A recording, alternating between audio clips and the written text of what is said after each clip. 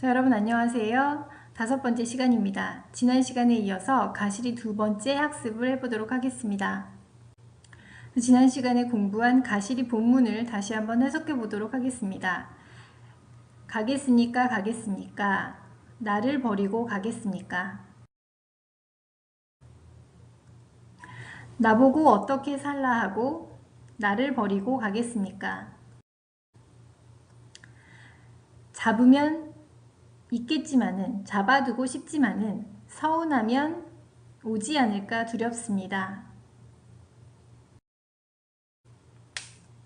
서러운 님 보내드리니 가자마자 돌아오십시오 라는 의미를 가지고 있는 시였죠. 자, 이 시의 시적화자의 감정의 흐름을 다시 한번 살펴보도록 하겠습니다. 네, 시적화자는 지금 이별의 상황에 놓여 있습니다. 자, 이 이별을 시적화자는 어떻게 받아들이고 있나요? 네, 자, 처음에는 믿을 수 없는 이별 앞에서 슬프고 안타까운 모습을 보여줍니다. 그러다가 상대방에게 원망스러운 마음이 들지요. 그러나 곧 자신의 상황을 받아들이고 그 이별의 상황을 인정하고 체념하는 마음을 보여줍니다. 자, 그러나 완전한 체념이 아니라 님이 다시 올 것을 기다리는 희망의 마음을 품고 있는 체념이라고 할 수 있겠죠. 자, 이러한 이별의 상황에 대해서 시적화자가 보여주는 감정의 변화를 여러분들이 지난 시간 살펴보았습니다. 자, 그래서 이 시의 주제는 무엇이라고 할 수 있을까요? 네, 그렇죠. 님과의 이별에 대한 어떤 마음? 안타까움을 드러내고 있지만 다시 만날 것을 소망하는 희망을 품고 있는 감정을 우리는 살펴볼 수 있습니다. 자, 우리가 이전 시간에 고려가요의 내용적 특징과 형식적 특징을 살펴보았는데요. 자, 이러한 고려가요의 특징이 이 가시리 속에는 어떻게 드러나 있는지 살펴보도록 하겠습니다. 가시리가 가지고 있는 특징은 형식상 사문보의 운율, 분연체, 분절체와 분연체는 같은 의미라고 했죠. 자, 그리고 후렴구. 자, 이 세 가지의 고려가요가 보여주는 일반적 형식적 특성을 그대로 잘 보여주고 있습니다. 자, 그리고 자신의 감정, 이별의 상황이라는 것에 대한 이별의 상황을 받아들이는 시적화자의 감정이 어떠한가요? 네, 간결한 시어로 자신의 감정을 잘 드러내고 있죠. 네, 비유하거나 그런 거 없이 간결한 시어로 자신의 감정을 드러내고 있습니다. 또한 이 시는 이별의 정한, 자, 이별의 정한이란 이별의 슬픔인데 마음속에 희망을 품고 있는 슬픔이라고 할 수 있습니다. 자, 이러한 이별에 대한 슬픔을 드러내고 있는 시인데요. 자, 이러한 감정은 우리 시 곳곳에서 보이는, 시대와 공간을 초월해서 우리 시 곳곳에서 보이는 보편적인 특성이라고 할 수 있습니다. 그래서 이별의 정화는 우리 한민족의 보편적이고 전통적인 정서라고 할 수 있는데 그러한 정서를 잘 표현한 시라고 할 수 있습니다. 고려가요의 가장 큰 특징 중에 하나가 바로 후렴구가 존재한다는 것이었습니다. 자, 그렇다면 이 후렴구가 어떤 기능을 하는지 한번 살펴보도록 하겠습니다. 자, 고려가요 속 후렴구는 의미는 없지만 시 전체에 리듬감을 부여하는, 즉 운율을 형성하는 데 매우 중요한 요소임을 알 수 있습니다. 그리고 후렴이 존재한다는 것으로 보아서 이 시는 시로 불려진 것이 아니라 노래로 불려졌다라는 것을 짐작해야 하는 대목입니다. 자, 그리고 고려가요는 고려시대에 구전되던 민요가 조선시대의 궁중음악으로 편입되면서 기록된 독특한 전승 과정을 갖고 있죠. 자, 이때 조선시대의 궁중음악으로 들어오면서 바로 궁중에서 썼을 만한 그런 의미를 지닌 이런 후렴구가 들어 있다라는 것은 바로 이 노래가 조선조 궁중음악으로 쓰였음을 알게 해주는 대목이라 할 수 있습니다.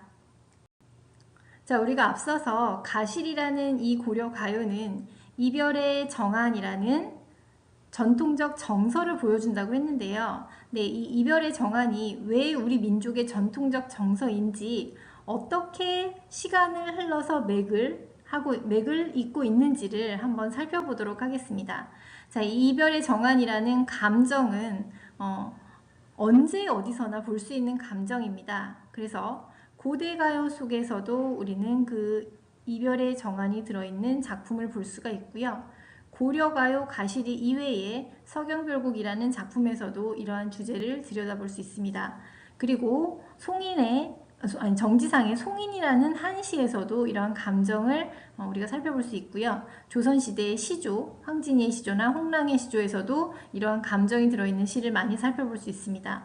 자, 고전문학뿐 아니라 현대문학에서도 아주 많이 보여지는 그러한 감정이라고 할 수 있겠죠.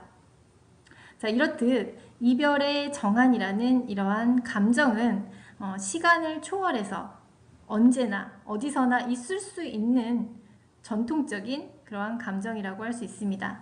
그렇기 때문에 옛날 고전문학 작품이 옛날 문학이라고 해서 우리에게 지금 의미가 없는 것이 아니라 현대인도 느낄 수 있는 감정의 그대로를 고전문학에 보여줌으로써 우리가 그 감정에 공감할 수 있다라고 우리가 생각할 수 있겠네요.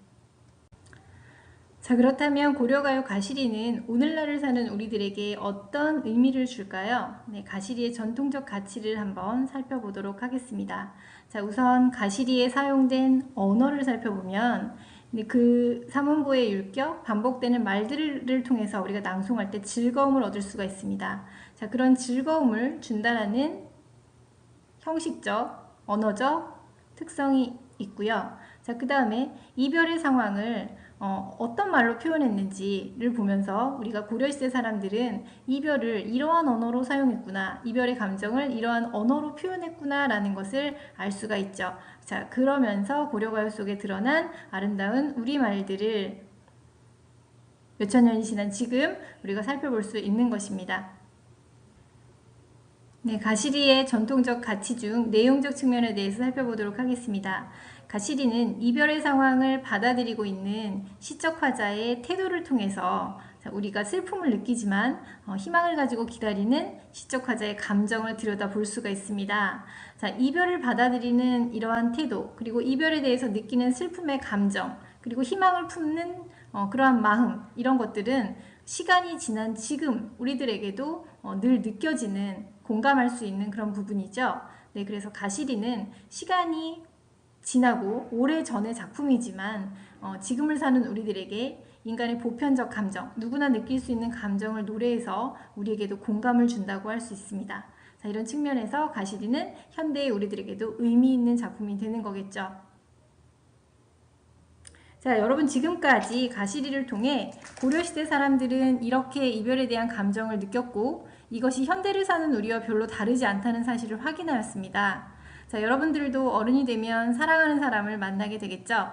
자, 그런데 사랑하는 사람과 이별하는 상황에 처하게 된다면 여러분은 그 이별을 어떻게 받아들일 건가요? 자, 수업 시간에 여러분들이 그 이별의 상황을 어떻게 받아들일 것인가에 대해서 서로의 생각을 한번 나눠보는 활동을 하도록 하겠습니다. 여러분 지금까지 수고 많았습니다. 네, 중간고사는 영상 5까지 마무리하도록 하겠습니다.